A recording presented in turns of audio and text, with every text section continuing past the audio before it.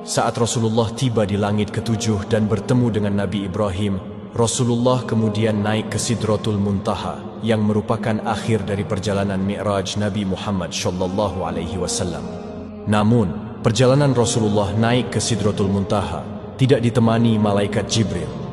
Malaikat Jibril menolak menemani Rasulullah naik ke Sidratul Muntaha dengan alasan batas kemampuannya hanya sampai di langit ketujuh. Jika malaikat Jibril memaksa masuk ke Sidratul Muntaha, maka ia akan hancur.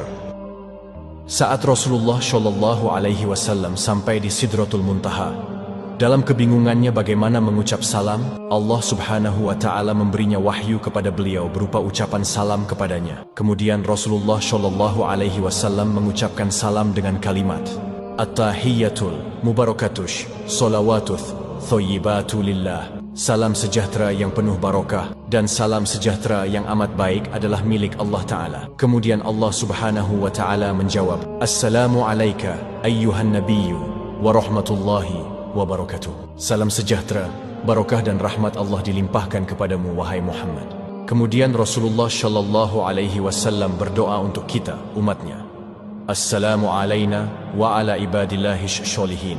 Kesejahteraan semoga terlimpah kepada kami semua hamba Allah dan hamba-hambanya yang soleh. Saat itu Rasulullah SAW menerima perintah dari Allah Subhanahu wa Ta'ala untuk umat Islam untuk mengerjakan solat 50 waktu dalam sehari.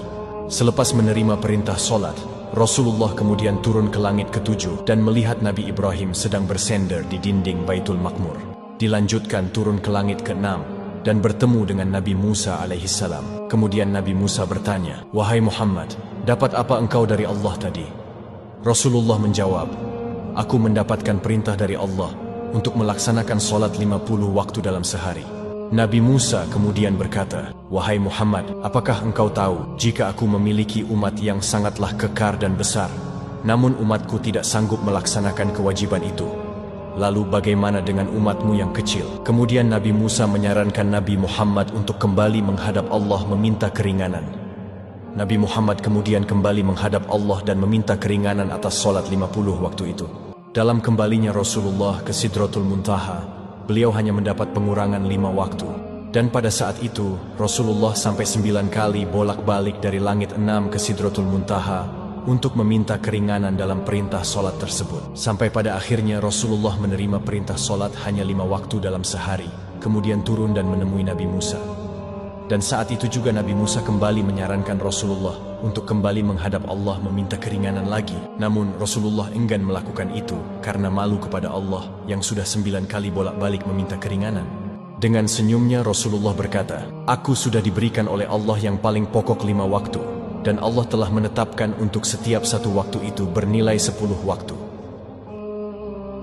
Di tanggal 27 Rajab ini, di mana malam itu, Rasulullah SAW mendapatkan hadiah dari Allah untuk umatnya berupa solat wajib 5 waktu.